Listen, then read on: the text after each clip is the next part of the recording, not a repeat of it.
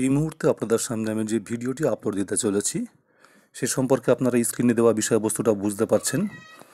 তো আমি এইটা নিয়ে আজকে আপনাদের সামনে একটু আলোচনা করব। আর বন্ধুরা, আপনারা তো জানেন আমি সমস্ত ধরনের ভিন্ন স্বাদের ভিডিও আপলোড দিয়ে থাকি, রোগ শোক থেকে আরম্ভ করে জাদুটোনা বান, বা চাকরি হচ্ছে না, মেয়ের বিয়ে হচ্ছে না, বা কোনো কাজ হতে গিয়ে হচ্ছে না, ব্যবসায় ঋণগ্রস্ত বা দেনা, যে সমস্ত কঠিন কাজগুলো সে সমস্ত বিষয়ে আমি মারাত্মক যে মন্ত্রগুলো সেগুলো আমি আপলোড দিই না। এগুলো আমি নিজে করে থাকি। কারণ এই কারণে আপলোড দিই না, আপনাদেরকে বলে রাখি, তার যা নিয়মবিধি বা যে ধরনের আমল করতে হয় করে এটাকে সিদ্ধ করে কাজে লাগাতে হয় সেটা আপনারা পারবেন না। তো যেগুলো আপনাদের পক্ষে সহজ এবং সরল সেগুলো আমি সবসময় আপলোড দিয়ে থাকি।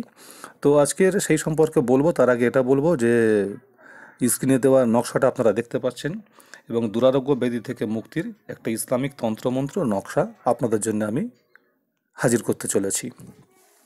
তো তার আগে একটা কথা বলে রাখবো, যারা আপনারা আমার ভিডিওটি দেখছেন, যারা নতুন সাবস্ক্রাইবার, অবশ্যই চ্যানেলটি সাবস্ক্রাইব করে পাশে থাকা বেল আইকনটি প্রেস করুন। আর আজকে যে নকশাটি আছে সেই সম্পর্কে আপনাদের বলে রাখি, যদি কোনো মানুষ দেখেন যে দুরারোগ্য রোগে আক্রান্ত, এটা একটা ইসলামিক এবং খুব সুন্দর, খুব পাওয়ারফুল, হ্যাঁ, অত্যন্ত জনপ্রিয় এবং পাওয়ারফুল একটা নকশা এবং মন্ত্র। এটাকে আপনারা নকশাটা ঠিক এভাবে লিখবেন। আর দেখতে পাচ্ছেন যে রোগীর নামটা যেখানে লেখা আছে ওই জায়গাটা, যদিও আমি স্ক্রিনটা ছোট করে দিয়েছি, আপনারা প্রয়োজনে বড় করে নকশাটা করবেন। কিভাবে করবেন সবই বলে দেবো। আর রোগীর নামের জায়গায় রোগীর নামটা অবশ্যই লিখবেন। কিন্তু ব্যবহার বিধিটা আপনাদেরকে আমি এখনই জানাবো, কোনো কিংকর্তব্য বিমূঢ় আমি করছি না, সঙ্গে সঙ্গে জানিয়ে দিচ্ছি। তার আগে একটা কথা আপনাদেরকে বলে রাখি, যদি খুব ভালো লেগে থাকে লাইক ও শেয়ার করতেই কিন্তু ভুলবেন না। আর সাথে সাথে আপনাদেরকে বলে রাখি, যদি কেউ কোনো কঠিন সমস্যায় পড়েন, যা অনেক তান্ত্রিকের কাছে গেছেন কিন্তু কোনোভাবে কাজ হয়নি, তাহলে আপনাদেরকে আমি অনুরোধ করব, আপনারা হোয়াটসঅ্যাপে আমার সঙ্গে যোগাযোগ করতে পারেন এবং স্ক্রিনে আমার হোয়াটসঅ্যাপ নাম্বারটা আছে, প্রয়োজনে আপনাদেরকে আসতে হতে পারে। আমি পারিশ্রমিক এবং গুরুদক্ষিণার বিনিময়ে অবশ্যই কিন্তু আপনাদের কাজ 100% গ্যারান্টি দিয়ে কাজগুলো করে দিয়ে থাকি। তো যাক, সে সমস্ত কথা পরে হবে। আজকের আমি আপনাদের সামনে যেটা আপলোড দিতে চলেছি সে সম্পর্কে আপনাদের দু চার কথা শুনিয়ে আমি বিদায় নেব। সময়টা খুব সংক্ষেপ, আপনারা খুব ব্যস্ত থাকেন। তো চলে আসুন আপনাদেরকে বলি, এই যে নকশাটা আপনারা দেখতে পাচ্ছেন, এটাকে যে কোনো শুক্রবার জুমার নামাজের পরে এটা তৈরি করতে হবে।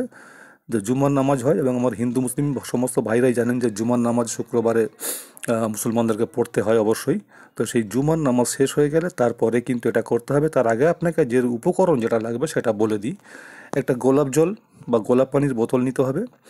আর খুব সুন্দর কেশর কিনতে হবে, 1 নম্বর কেশরটা। সেই কেশরের যে পাতাগুলো থাকে সরু সরু মতো, ওইটা দিয়ে গোলাপ জল দিয়ে একটু কালি তৈরি করতে হবে। কালি তৈরি করে এটাকে আপনার কি করতে হবে জানেন, মানে ডালিমের যে ডাল আছে বা বেদানার যে ডাল, ওই ডাল একটু সরু করে চেঁচে নেবেন কলমের মতো করে।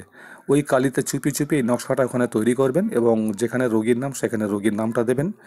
দিয়ে একটা রূপোর মাদুলিতে, আর যদি রূপোর একান্ত পয়সা না থাকে তাহলে তামা এবং লোহার সংমিশ্রণে কোনো একটা মাদুলি কিনে নেবেন, যাতে দুটোর মিশ্রণ থাকে। নিয়ে এই নকশাটা ওখানে লিখবেন, লিখে আর ওই মাদুলিতে ভরে নেবেন। ভরে নিয়ে সেই শুক্রবার দিনকে সূর্য যখনই ডুববে তার আগে পর্যন্ত এই রোগীকে এটা পরিয়ে দিতে হবে।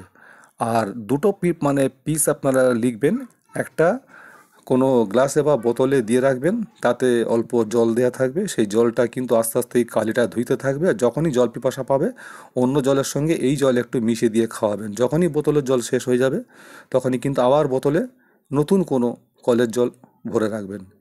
এইভাবে কিন্তু 21 দিন খাওয়াবেন। আর মাদুলি যেটা গলায় থাকবে ওই একই লেখা, ওটা মাদুলি বা কবচ করে ওটা গলায় পরিয়ে দেবেন। এতে কোনো বিধিনিষেধ নেই, শুধু একটা নিষেধ আছে, সেটা পরপর 3 দিন কিন্তু কোনো আমিষ খাওয়া যাবে না। যাকে দেবেন সেই পেশেন্টের ক্ষেত্রে বলছি, পরপর 3 দিন কিন্তু কোনো আমিষ খেতে পারবে না, বাকি কোনো বিধিনিষেধ বলে নেই।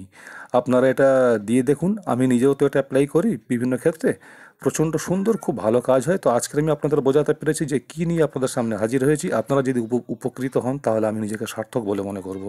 আজকে সফলতন্ত্র মন্ত্র চ্যানেল থেকে আমি বিদায় নিচ্ছি। আপনারা সবাই ভালো থাকবেন। নমস্কার, খোদা হাফেজ।